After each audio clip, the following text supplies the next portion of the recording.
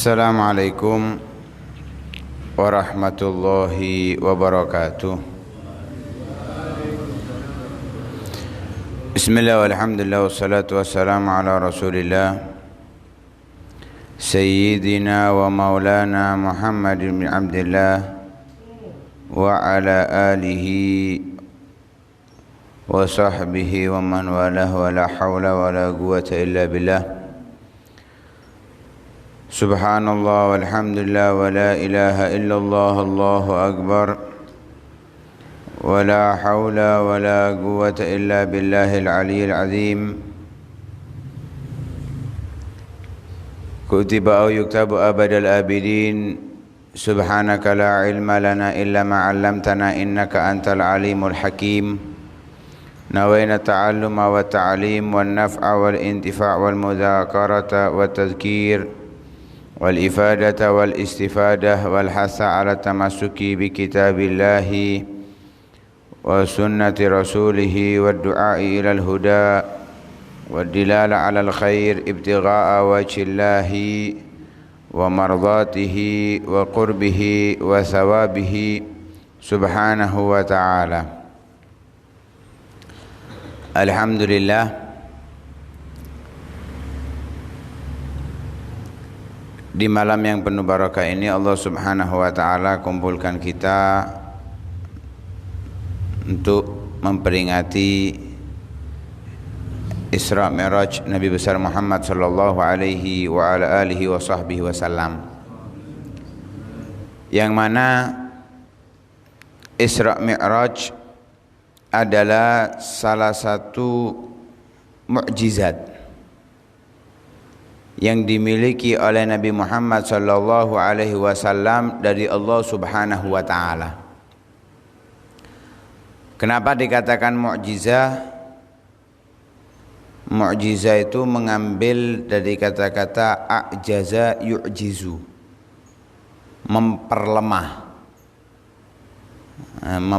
membuat musuh menjadi lemah. Karena yang dilakukan, yang dikerjakan oleh Nabi Muhammad adalah sesuatu yang di luar nalar, tidak bisa dilakukan oleh manusia biasa. Karena itu kalau kita belajar makna daripada mukjizah adalah amrun zahara ala khilafil adah ala yadi nabiyyin aw rasulin ba'da bi'tsatih. Perkara yang nampak tidak sesuai daripada kebiasaan, tidak sesuai pada kebiasaan. Kalau dalam kalimat yang lain khariqul adah, khariqul adah, menerobos kebiasaan. Jadi enggak pada umumnya, enggak pada wajarnya. Yang mana hal yang tidak wajar itu muncul daripada nabi atau rasul setelah mereka diutus oleh Allah Subhanahu wa taala. Karena kalau belum diutus namanya irhas. Kalau sudah diutus namanya mukjizah. Ada namanya sendiri. Kalau diberikan kepada seorang yang soleh atau wali Allah Subhanahu wa taala itu namanya karomah. Kalau diberikan kepada orang mukmin pada umumnya itu adalah namanya ma'unah, pertolongan, ma'unah. Kalau diberikan kepada orang fasik namanya istidraj. Ya, kalau bahasa kita itu dijuju, namanya istidraj. Kalau enggak sesuai dengan yang diinginkan, perbalikan, namanya ihana, penghinaan. Kalau ihana itu seperti kejadian Musailimah al-Kadzab yang mengaku menjadi nabi di zaman Rasulullah sallallahu alaihi wasallam. Dia mengaku nabi, menganggap dirinya punya mukjizah, sehingga ada orang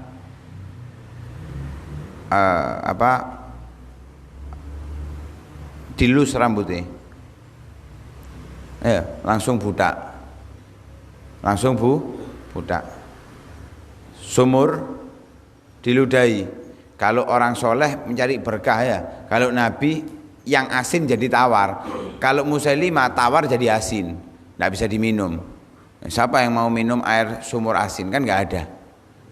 Itu namanya ihana. Kalau istidraj, orang fasik, bukan orang yang beriman, mungkin dia muslim, mungkin dia kafir, yang dia melakukan sesuatu di luar nalar, tapi kok nggak sesuai dengan keadaannya. Seperti apa? Orang kafir terbang, itu kan di luar nalar. Apa itu namanya? Istidraj, dijuju oleh Allah. Dibiarkan dia terlena dalam tipu daya Allah Subhanahu wa taala, sampai kalau sudah waktunya ajalnya dia datang, azab yang akan dia dapatkan dari Allah Subhanahu wa taala. Kalau maunah, orang umum, pada umumnya orang mukmin yang beriman kepada Allah Subhanahu wa taala, orang awamnya ini karena dia beriman kepada Allah, terkadang dalam masa-masa kesulitan dia bisa melakukan hal yang tidak bisa dilakukan pada umumnya orang. Lah itu namanya maunah. Tapi kalau seorang itu adalah wali Allah Subhanahu wa taala, karomah. Ya, tapi wali itu gak gampang-gampang ngetokno karomah. Kalau kepepet baru keluar itu karomahnya. Kalau nabi sebelum mereka diutus namanya irhas. Tapi kalau sudah diutus itu namanya mukjizah. Nah, di antara mukjizatnya nabi itu adalah Isra dan Mi'raj. Tapi kalau mukjizat terbesarnya nabi adalah Al-Qur'an. Ya, kalau kitab-kitab Allah yang lainnya, semua kitab Allah kalamullah, tapi dirubah oleh orang-orang kafir. Tapi kalau Al-Qur'an tidak akan bisa dirubah oleh siapapun. Kenapa? Allah sendiri yang menjaga. Inna nahnu nazzalna dzikra wa inna lahu lahafizun. Aku yang menurunkan Al-Qur'an dan aku pula yang akan menjaga Al-Qur'an. Alhasil kita kembali kepada permasalahan Isra dan Mi'raj. Kenapa dikatakan mukjizat? Karena perjalanan Isra dan Mi'raj itu adalah perjalanan yang dilakukan tidak wajar. Secara tidak wajar. Bisa kita bayangkan, belum ada pesawat, kendaraan yang tercepat pun, atau mobil tercepat pun, kereta cepat pun nggak ada. Adanya onta, kuda atau keledai. Perjalanan dari Makkah ke Palestina, ke Palestina, dari Palestina ke langit ketujuh, dari Palestina ke langit ketujuh. Setelah itu kembali ke Mekah dalam waktu sebentar di antara waktu malam. Dalam ayat Al-Qur'an disebutkan subhanalladzi asra bi'abdihi lailan, sebentar di waktu malam. Kalau kita baca di dalam Maulid Tiba disebutkan summa arudduhum minal arsh qabla an yabrudal farsh. Aku kembalikan Muhammad dari arsh, karena Nabi Muhammad saat Isra Mi'raj sampai ke arshnya Allah Subhanahu wa taala, sebelum tempat yang beliau duduki, Nabi Muhammad duduki, belum dingin, masih hangat. Ini kita duduk, coba kita pegang, kan hangat ya. Kita berdiri, berapa menit itu hangatnya masih ada? Paling 1 menit sudah hilang, kan gitu ya. Lah ini dalam waktu sekejap. Kejadiannya banyak. Dari Mekah ke Baitul Maqdis, Palestina, itu banyak kejadian. Nabi melihat orang memotong-motong lidahnya, ada yang ngepruk-ngepruk kepalanya, ada Nabi juga lewat ada daerah yang aromanya wangi, dan itu ada tanya jawab antara Nabi Muhammad dengan malaikat Jibril ketika bertempat di tempatnya tempat lahirnya Nabi Isa. Diperintahkan untuk sholat, turun sholat 2 rakaat. Kalau sholatnya kita paling 2 rakaat itu 1 menit susuk, iya, 2 rakaat 1 menit susuk. Kalau Nabi Muhammad kan khusyuk, mana mungkin cepet-cepetan. kemudian di Masjidil Haram sholat bahkan diriwayatkan itu bersama para nabi. Sholat berjamaah bersama para nabi. Ada riwayat hanya sholat 2 rakaat. Hanya sholat 2 rakaat. Kemudian naik ke langit ke-7. Sampai sekarang tidak ditemukan orang yang bisa sampai ke langit pertama.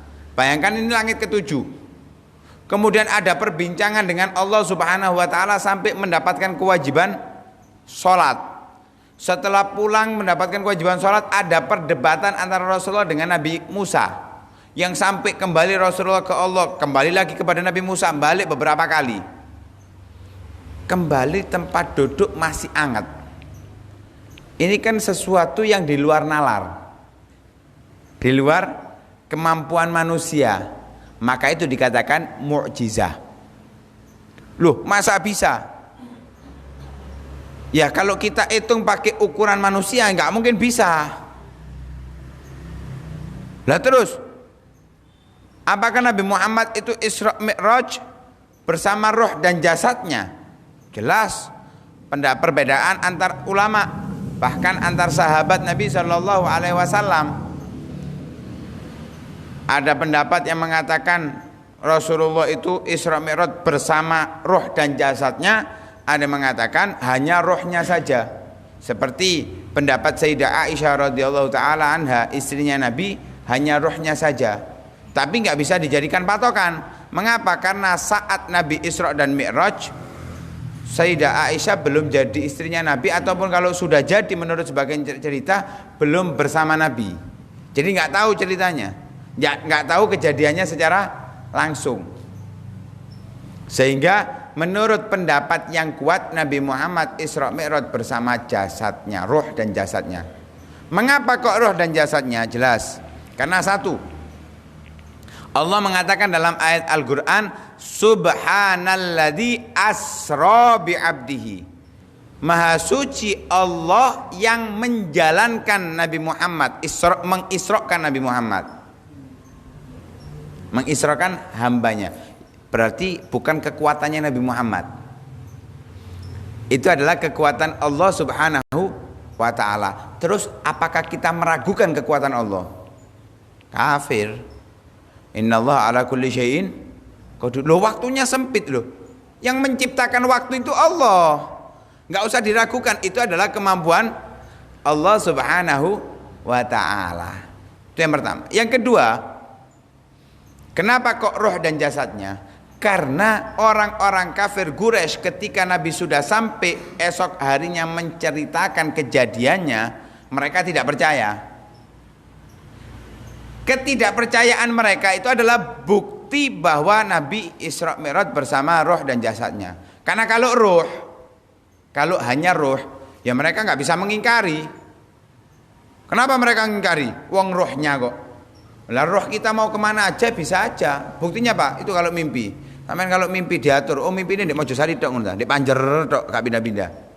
Kan enggak. Mimpi kita terserah, kita mau bermimpi kemanapun, berhayal kemanapun bisa. Dan gak mungkin ada orang ingkar, aku membengi mimpi nang Mekah. Becuk kon, gak mungkin loh, ya apa sih mimpi kok diatur? Kok dipenjara gara-gara mimpi? Lalu lucu ah. Di polisi no gara-gara mimpi. Nggak masuk akal ini, nggak masuk akal. Lah karena Nabi Muhammad itu dengan jasadnya, sehingga orang-orang kafir nggak percaya, nggak menerima. Kenapa? Nggak masuk akal. Masa bisa orang dari Mekah ke Palestina, kemudian langit ke-7 sampai turun lagi Nabi Muhammad dalam waktu sekejap? Nggak masuk akal. Mereka nggak percaya. Lah ketidakpercayaan itu menandakan bahwa Nabi Muhammad Isra dan Mi'raj bersama roh dan jasadnya. Sehingga mereka ngetes. Ketika Nabi Muhammad menyampaikan nggak percaya, ngetes mereka. Ada yang datang ke Sayyidina Abu Bakar. Datang ke Sayyidina Abu Bakar. Itu loh, temanmu, orang yang kamu percaya, ngelantur. Nggak tahu dia itu bohong atau gila. Dia mengatakan kalau dia itu dari Mekah ke Masjidil Aqsa atau Baitul Maqdis, Palestina, kemudian ke langit ke-7 kembali. Hanya waktu semalam. Lah berharap mereka mengatakan seperti itu kepada Sayyidina Abu Bakar agar Sayyidina Abu Bakar mosok, mungkin nggak mau percaya Nabi Muhammad. Itu harapan mereka, sehingga mereka mendapatkan kekuatan lebih. Teman yang dekat dengan Nabi Muhammad sudah tidak mempercayai Nabi Muhammad lagi. Nah, ketika Sayyidina Abu Bakar dikabari seperti itu, Sayyidina Abu Bakar mengatakan, in kana qala dzalika laqad shadaqa. Kalau dia telah mengatakan hal tersebut, maka itu benar kejadiannya. Jadi Sayyidina Abu Bakar ketika dikabari, orang yang saat itu bahkan di antara mereka adalah orang muslim, ketika mendengarkan dia murtad, Sayyidina Abu Bakar ketika dikabari kalau Nabi Muhammad tadi diceritai agar tidak percaya, kalau Nabi Muhammad mengatakan hal tersebut berarti benar Nabi Muhammad Isra dan Mi'raj dengan roh dan jasadnya, katanya Sayyidina Abu Bakar. Bahkan mengatakan, inni la usaddiquhu ala ab'adi min dzalik. Kalau misalkan perjalanan Nabi Muhammad bisa lebih jauh lagi, aku akan percaya. Jangankan hanya ke Baitul Maqdis kemudian ke langit ketujuh kembali. Misalkan ada tempat yang lebih jauh, kalau dia ngomong saya percaya. Karena itu Rasul Sayyidina Abu Bakar mendapatkan gelar As-Siddiq. Ya, As-Siddiq, orang yang paling percaya kepada Rasulullah sallallahu alaihi wasallam. Lah, kejadian itu terjadi pada tahun ke-10 setelah kenabian Nabi Muhammad. Atau ada riwayat setahun setengah, 18 bulan sebelum Nabi hijrah ke kota Madinah. Jadi 18 bulan, 1 tahun setengah sebelum hijrahnya Nabi Muhammad ke kota Madinah. Jadi kalau dihitung seperti ini, Nabi Muhammad itu diutus menjadi nabi kan umur 40. Kalau tahun ke-10 berarti usia Nabi Muhammad 50 tahun. Tapi kalau dikatakan setahun setengah sebelum hijrah, itu berarti Nabi Muhammad hijrah ketika usia 53 tahun. Berarti umur 51 setengah. Ini atas perbedaan, karena memang namanya cerita, ya namanya cerita itu pasti ada perbedaan, tapi satu sama lain memiliki dalil tersendiri, Alhasil dengan itu dikatakan bahwa Isra dan Mi'raj adalah suatu mukjizat yang diberikan oleh Allah Subhanahu wa taala kepada Nabi Muhammad. Lah, sehingga karena mereka orang kafir Quraisy gak percaya, ada yang membumbui kepada Sayyidina Abu Bakar agar tidak percaya, tapi tetap Sayyidina Abu Bakar percaya.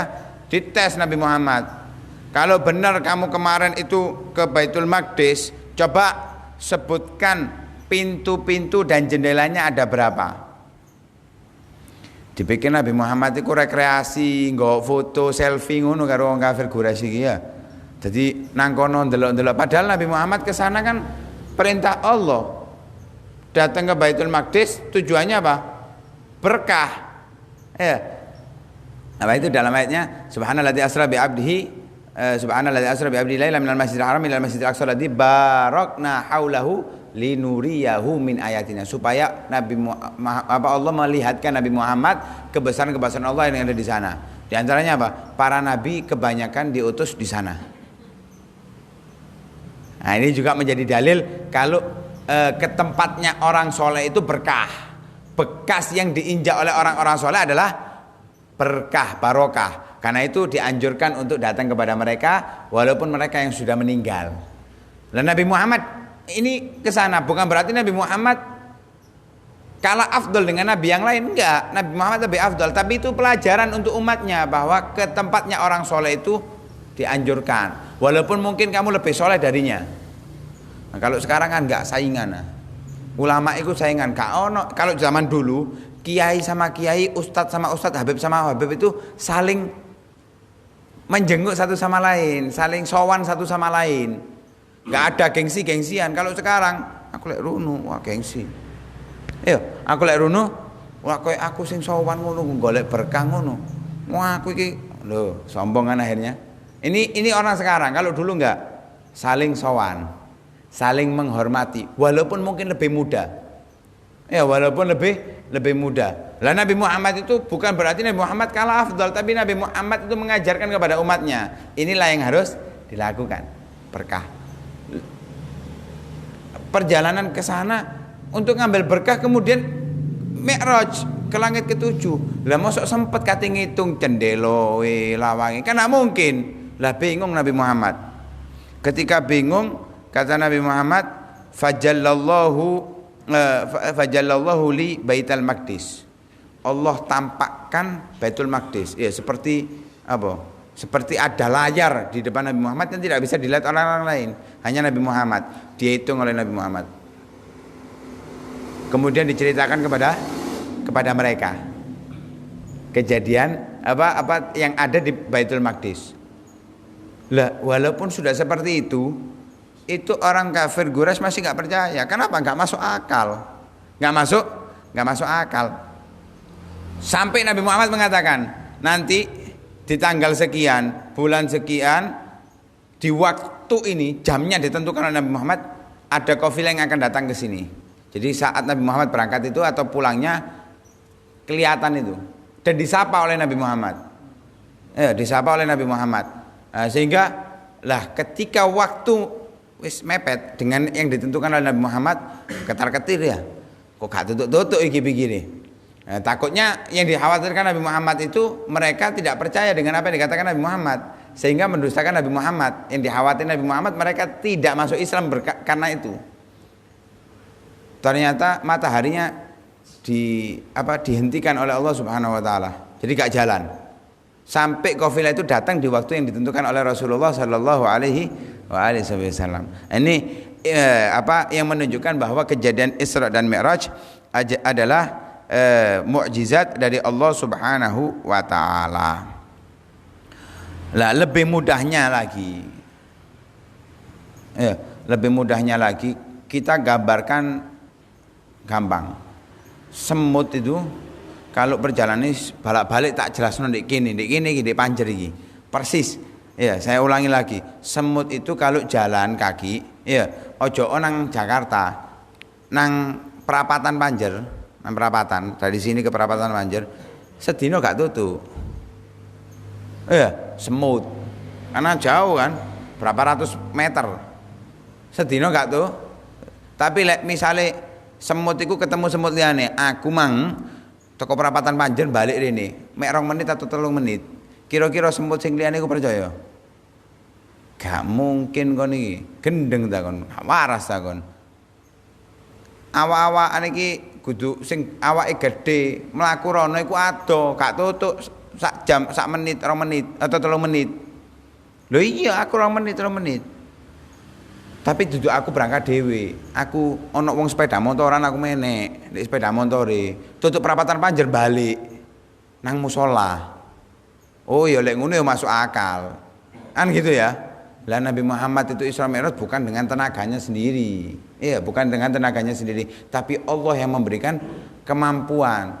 Disiapkan oleh malaikat Jibril buraq. Ya, buraq. Buraq itu tingginya di atas keledai, di bawah kuda. Ya, itu buraq. Jadi pendek. Ada riwayat malah di bawahnya keledai. Pendek. Tapi kecepatannya namanya buraq. Kalau diartikan itu kilat. Kilat ya. Lah terus kok bisa kejadiannya banyak padahal waktunya singkat? Kalau kita mikir gak tutuk. Gampangan ini, sampean biyen kita dulu sing mungkin umur 40, 50, 60 ya. Dulu pas puasa Ramadan zaman dulu kroso luwe enggak? Iki sing umur 30, 40 ke atas lah. Lek sing kayak aku 17 ini gak karo gak iso bedakno. Ya, soalnya posone ku wis zaman waktu wis cepet. Dulu itu puasa Ramadan walaupun jamnya 14 jam sama, tapi kalau dulu ku kroso luwene temen dan kerasa lama. Dari subuh sampai maghrib itu benar-benar kerasa lama. Kalau saiki dawilu entek. Makanya ada cilik-cilik saiki ku poso maghrib kuat. Kalau kita kan dulu umur 10 ket poso ya. Rolas ket poso apa? Gak kuat luwe kerasa lama. Kalau sekarang enggak cepet. Apa? Ya ono HP ini ku mang lho. Jadi waktu itu gak kerasa. Keberkahan waktu kita ini gak ada. Ini mudahnya untuk kita pahami. Sama-sama 14 jam. Puasa kita sama-sama 14 jam. Tapi kalau dulu terasa lama, benar-benar 14 jam. Kalau sekarang 14 jam seperti hanya 8 jam. Lek gak percaya sampean main PS wis. Iki gampangane. PS sak jam iku koyo 2 menit. Lek gawe bal-balan mek 2 pertandingan buyar. Kan gitu. Gak kroso. Ini bukti kalau kita ini tidak mendapatkan keberkahan waktu sudah. Lah apalagi Nabi Muhammad yang matahari aja bisa dihentikan oleh Allah untuk waktunya Nabi Muhammad, apalagi waktu Isra Mi'raj dengan kejadian yang banyak, itu memungkinkan bagi Allah Subhanahu wa taala. Adapun kejadian yang ada di dalamnya sangat banyak dan sangat menakjubkan. Di antaranya tadi kita sebutkan bahwa Nabi Muhammad melewati satu tempat yang aromanya harum. Ya, aromanya harum. Ternyata di situ tempat makam atau tempat dikuburkannya Masyitat Imra'atu Fir'aun, atau tukang sisirnya anaknya Fir'aun, bukan istrinya, anaknya Fir'aun. Jadi tukang sisirnya anaknya Fir'aun. Nah, tukang sisirnya anaknya Fir'aun itu beriman kepada Allah. Ya, ketika nyisir anaknya Fir'aun mengaku ayahnya adalah Tuhan. Kan itu. Fir'aun mengaku Tuhan, anaknya juga mengaku kalau Fir'aun Tuhan. Ketika menyisiri anaknya Fir'aun, ini Masyidah tukang sisirnya, jatuh sisirnya. Ketika jatuh mengatakan bismillah. Ya, ketika jatuh mengatakan bismillah atau kalimat yang semisalnya. Loh, katanya putrinya, "Loh, kamu punya Tuhan selain ayahku?" Katanya Masyidah, "Tuhanku dan Tuhanmu Tuhan ayahmu, Allah Subhanahu wa taala." Katanya, "Aku laporkan kamu kepada ayahku." Laporkan, enggak masalah. Nah, ketika dilaporkan sampai kabar kepada ayahnya bahwa yang tukang sisir ini tidak menyembah Fir'aun, marah Fir'aun. Disiapkan wajan yang berisi minyak sudah mendidih. Lah, punya anak ini, diantaranya bayi. Anaknya pertama dilempar. Disuruh beriman kepada Fir'aun, gak mau, dilempar anaknya. Mati. Anak satunya mati. Tinggal anaknya yang bayi dan dia. Anaknya Masyidah ini tadi yang bayi dan Masyidohnya. Kasih sayang ibu kepada anak, kasihan. Karena masih bayi, kasihan. Katanya anaknya yang bayi bisa berbicara. "Teruskan wahai ibu, kamu dalam kebenaran." Wis loncat. Semuanya mati, digoreng oleh Fir'aun. Itu karena beriman kepada Allah, harumnya sampai saat Nabi SAW Isra dan Mi'raj. Padahal itu zamannya Nabi Musa. Zamannya Nabi Musa, bahkan sebelum Nabi Musa diutus menjadi nabi. Kejadian yang sangat luar biasa itu terjadi. Nah, itu juga bisa menjadi pelajaran bagi kita. Bisa jadi pelajaran bagi kita bahwa iman kepada Allah jangan kita gadaikan dengan apapun, walaupun itu taruhan kita adalah nyawa. Iman kepada Allah harus kita utamakan dari apapun, walaupun nyawa kita akan melayang sebabnya, karena itu akan menjadi kemuliaan bagi kita. Karena mati dalam keadaan iman. Nggak ada di antara kita kalau tanyai gelem mati dalam keadaan nyungsep. Mau kita mati dalam keadaan menyembah selain Allah? Nggak ada yang mau. Lah karena itu harus kita pertaruhkan iman kepada Allah ini dengan apapun, walaupun dengan nyawa kita. Ada yang mukul-mukul kepalanya dengan kayu, pecah, kembali utuh lagi, dipukul-pukul lagi, pecah terus sampai hari kiamat kelak. Itu bertemu dengan Nabi Muhammad, ditanya kenapa? Karena kami berat untuk melakukan sholat. Kepala kami berat untuk kita lakukan untuk sholat, untuk sujud kepada Allah Subhanahu wa ta'ala. Nah, perjalanan ini kan perjalanan Isra Mi'raj, yang Nabi pulang membawa sholat. Dicontohkan sebelum Nabi pulang mendapatkan sangu sholat, ini loh, kalau ada umatnya Nabi Muhammad yang nggak mau sholat, contohnya seperti ini, dia akan memukul-mukuli kepalanya sampai pecah, kembali seperti semula, pukul-pukul lagi sampai pecah, terus seperti itu sampai hari kiamat kelak. Itu akan dilakukannya. Apa penyebabnya? Berat meletakkan kepalanya untuk sujud kepada Allah Subhanahu wa ta'ala. Alhasil dengan kejadian yang sangat besar, Nabi Muhammad pulang membawa kewajiban dari Allah Subhanahu wa ta'ala sholat 50 waktu. Sholat 50 waktu. Jadi kalau kita gambarkan gampangane, subuhne ping 10, zuhur ping 10, asar ping 10, maghrib ping 10, isya ping 10. Kira-kira ada waktu kita untuk nyantai. Tarawih lho 20 rakaat, tarawih 20 rakaat. Full? Mushola lagi full? Seminggu pertama. Iku wis untung seminggu pertama full, iku untung besar. Wah, itu istimewa kalau seminggu pertama full. Ya, biasa mek 3 dina tok. Mareng ngono tambah maju. Sofi. Bukan tambah maju wonge tambah akeh, duduk tambah maju sofi. Sing hadir wakeh malaikat tok. Menungsoe gak ono pisan. Apalagi sudah mendekati hari raya. Mendekati hari raya. Kari imam ambek makmum siji tok, iku wis akeh. Ana sing imam ya dheke sing dadi Bilal, ya dheke sing ndonga, dheke sing ngamini dhewe. Artinya apa? Ijenan iku tarawih. Iku tarawih mek 20 sak witire 23 rakaat. Bayangkan, ini salat isya tok 40 rakaat. Salat maghribe 30 rakaat, subuhne 20 rakaat. Kober kate salat. 5 waktu kita ini hanya 5 waktu. Subuh sepisan, zuhur sepisan, asar sepisan, maghrib sepisan, isya sepisan. Sik kober bolong. Sik kober males. Danio 50. Karena itu ketika Nabi Muhammad turun ketemu Nabi Musa. Turun ketemu Nabi Musa, tanya Nabi Musa, sebetulnya Nabi Musa gak butuh bah dikei 100 sholat, tak ngurus Nabi Musa. Nabi Musa itu ketika Nabi Muhammad turun melihat hal yang berbeda, karena ketika naik dari Masjid Baitul Maqdis, Masjidil Aqsa, naik kan ketemu Nabi Musa di langit ke-6.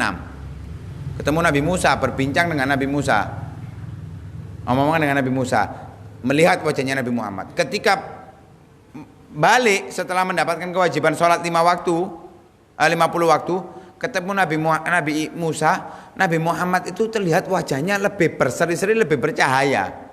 Kenapa? Setelah bertemu dengan Allah Subhanahu wa ta'ala. Dan itu yang dipingin Nabi Musa saat di dunia. Saat di dunia Nabi Musa mengatakan, Rabbi arini andur ilaik. Ya Allah, tampakkan engkau kepadaku sehingga aku bisa memandangmu. Katanya Allah, qala lan tarani, kamu tidak akan bisa memandangku. Sampai memaksa, sampai tidak mungkin Nabi Musa melihat. Lah karena di dunia gak bisa melihat, saat Nabi Muhammad Isra Mi'raj, kalau kelak di hari kiamat semuanya bisa. Kelak di hari kiamat semua umat Islam, orang yang beriman kepada Allah dan Rasulnya akan mampu melihat Allah Subhanahu wa ta'ala. Tapi kadar kemampuannya, jaraknya dia melihat Allah tergantung cepat nggak berangkat Jumatan. Ya. Nah, kalau kita lihat di Mojosari, Mojokerto umumnya, Mojosari khususnya, iku berangkat Jumatan jam 8 iku gak ono. Ya, takmire durung teko, pemaning sing jamaah ya. Takmire durung teko. Nggak pernah kita temukan sih an. Aku keliling petang masjid, gak ono wong Jumatan berangkat jam yang ngono gak ono. Berangkatnya jam piro? 10:30. Cepet-cepetan takmir, cepete takmir 9:30 jam 10. Ku cepet takmir wis. Ya disi takmir sing disi. Kalau di Pasuruan jam 9 itu sudah ada puluhan orang. Masih jamnya Pasuruan, kita ke Pasuruan, Jumatan di Pasuruan. Jam 8 kita berangkat. Jam 9, jam 9:30 itu sudah puluhan orang sudah ada di sana.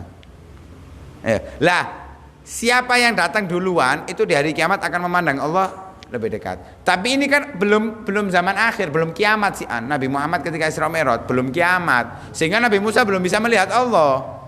Nabi Musa bisa melihat Allah nanti di hari kiamat. Ketika kita sudah meninggal semua, antara surga dan neraka itu bisa Nabi Musa melihat Allah. Tapi saat ini belum bisa. Saat Nabi Muhammad Isra belum bisa Nabi Musa. Sehingga ketika melihat Nabi Muhammad kok lebih bersinar wajahnya dari sebelumnya, keenaan, kepinginnya biar gak keturutan, ya lek gak iso ndelok langsung, ya lewat pantulan ya.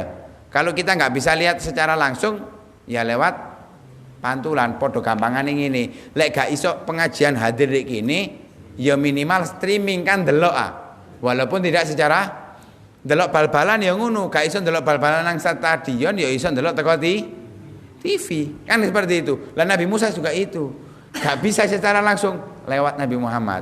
Kok enak? Gak alasan. Kon dikei kewajiban apa?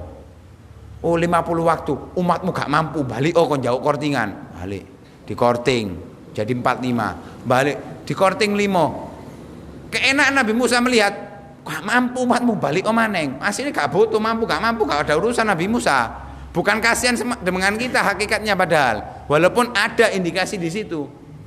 Tapi pada hakikatnya karena melihat kenikmatan itu. Ya, melihat kenikmatan itu. Sampai beberapa kali, sampai tinggal 5, Nabi Musa sih kurang. Balik jauh kortingan maneng. Wis 5 iki Nabi Musa jauh kortingan maneng. Kata Nabi Muhammad, enggak bisa sudah. Aku malu kepada Allah Subhanahu wa taala. Itu walaupun hanya 5 waktu.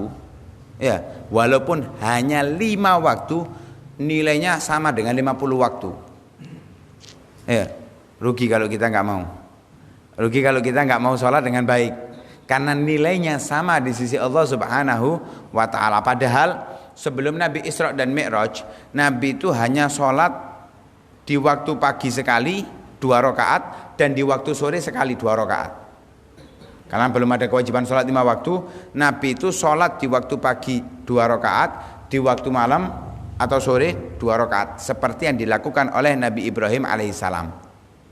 Nah, Nabi Ibrahim dulu sholatnya demikian, 2 rakaat di waktu pagi, 2 rakaat di waktu malam. Adapun cara sholatnya, wallahu a'lam. Karena itu ketika setelah Isra Mi'raj pulang kan di waktu malam, esok harinya paginya, malaikat Jibril datang mengajarkan kepada Rasulullah caranya sholat dan waktu-waktunya sholat.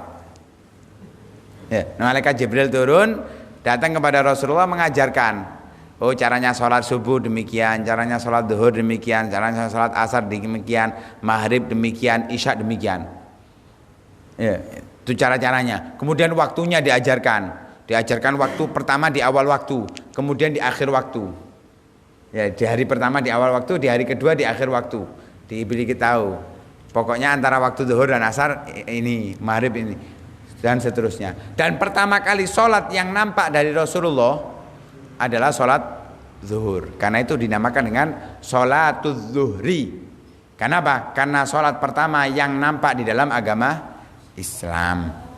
Itu diajarkan oleh malaikat Jibril kepada Rasul sallallahu alaihi wasallam. Lah, di dalam kewajiban sholat ini juga disertai perintah wajibnya wudu. Ya, disertai juga perintah wajibnya wudu. Nggak hanya wajib sholat tapi juga diwajibkan wudu bersamaan dengan Isra Mi'raj. Jadi kalau kita ditanya kapan disyariatkan wudu, disyariatkan wudu pada saat Nabi Muhammad Isra dan Mi'raj pulang, selain membawa kewajiban sholat juga membawa kewajiban wudu. Nah, wudu ini bukan hanya syariatnya Nabi Muhammad, tapi dari dulu, dari syariat nabi-nabi terdahulu juga ada wudu. Tapi diwajibkan untuk umat Nabi Muhammad kapan? Saat Nabi Muhammad pulang daripada Isra dan Mi'raj. Lah, menurut sebagian pendapat besar ulama dalam akidah Ahlussunnah wal Jamaah, bahwa terjadinya Isra dan Mi'raj itu pada bulan Rajab.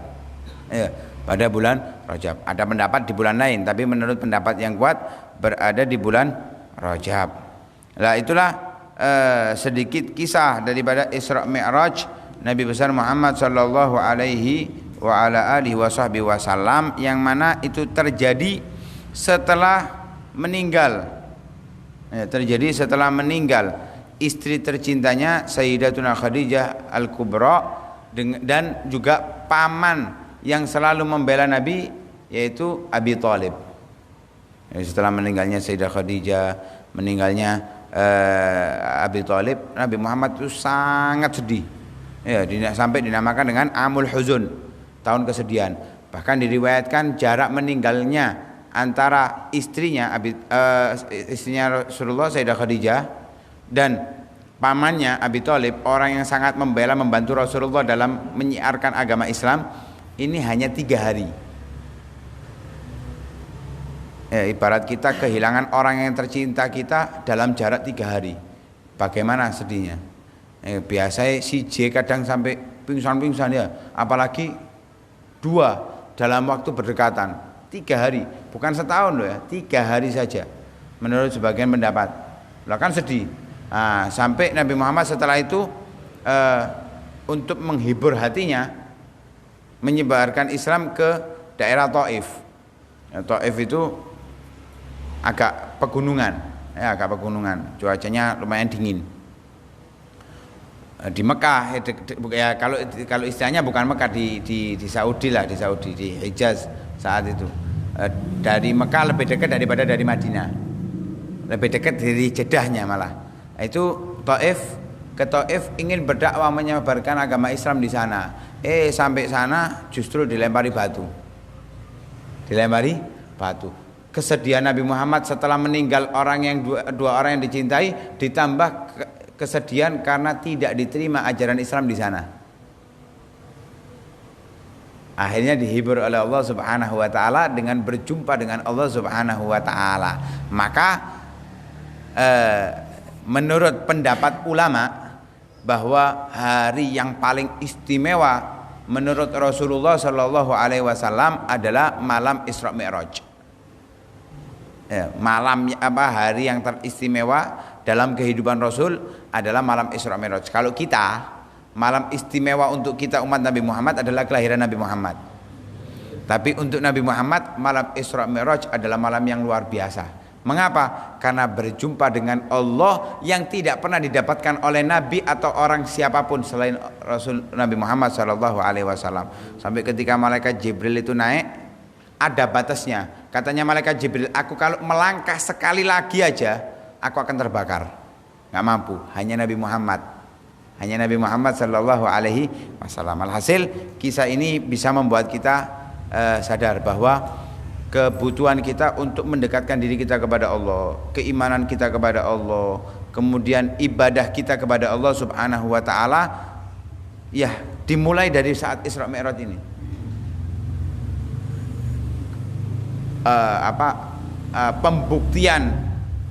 Pemberian dari Allah bagi orang yang beriman dan azab bagi orang yang meninggalkan sholat dicontohkan oleh Allah, dipertunjukkan kepada Nabi Muhammad saat Nabi Muhammad Isra Mi'raj. Lah dari itu, mari kita sadar, jangan sampai kita jual keimanan kita atau kita lelang keimanan kita dengan hal yang remeh yang tidak ada manfaatnya untuk kehidupan kita. Apalagi sampai kita meninggalkan kewajiban-kewajiban Allah Subhanahu wa taala. Nauzubillah min dzalik. Karena itu yang kita harapkan, mudah-mudahan kita dijadikan sebenar-benar umatnya Nabi Muhammad, bisa mengikuti meneladani Nabi Muhammad sallallahu alaihi wasallam. Amin amin ya rabbal alamin. Sallallahu alaihi wasallam Muhammadin wa ala alihi wasallam. Alhamdulillah rabbil alamin.